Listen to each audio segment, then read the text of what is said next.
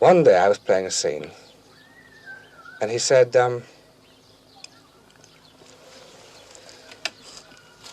I was sort of talking to someone and being rather remote and looking all over the place, and he said,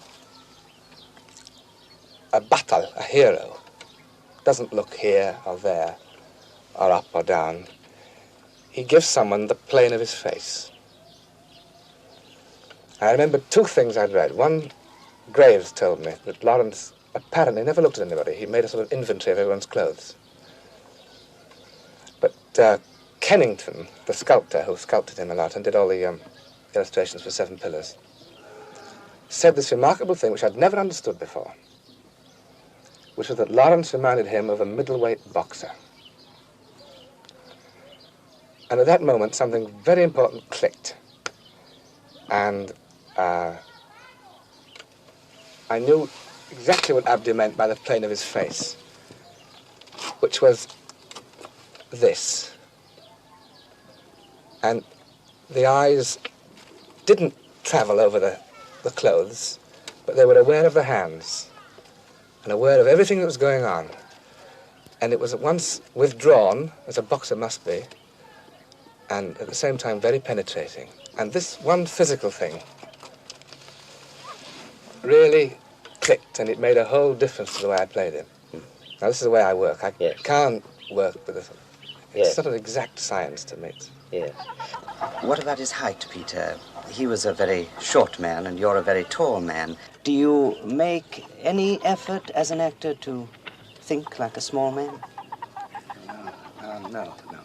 I've always said when anyone asks me about Lawrence, his inches, I always say it's a question for his tailor, not his interpreter, and that's probably a bit flip. But there's nothing I can do. I don't think it's really all that important anyway. And I'm certainly sure he never thought as a small man. Yeah.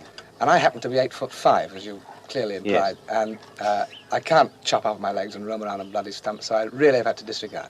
What were some of the things that you heard and read that were important to you about deciding you which way you were going to go? Oh, there's so many things. I remember speaking to a sheikh in Amman. The first Arab I met who knew him. And I'd given up asking questions like, what was it like how was it? I used to try sort of tricky things. And I said to him, did he ever tell jokes? At which point he went into a great stream of Arabic, with tears trickling down his face, laughing like a drain. Now, I hadn't the faintest idea what he said, but clearly Lawrence had been very, very, very, very funny at one point. And I kept on finding more and more evidence of this. He was a great humorist. And one of them told me about the time that he questioned him for hours about the camel grazing in Piccadilly. And Lawrence gave very solemn replies to all this, whether Oxfordshire was a desert country.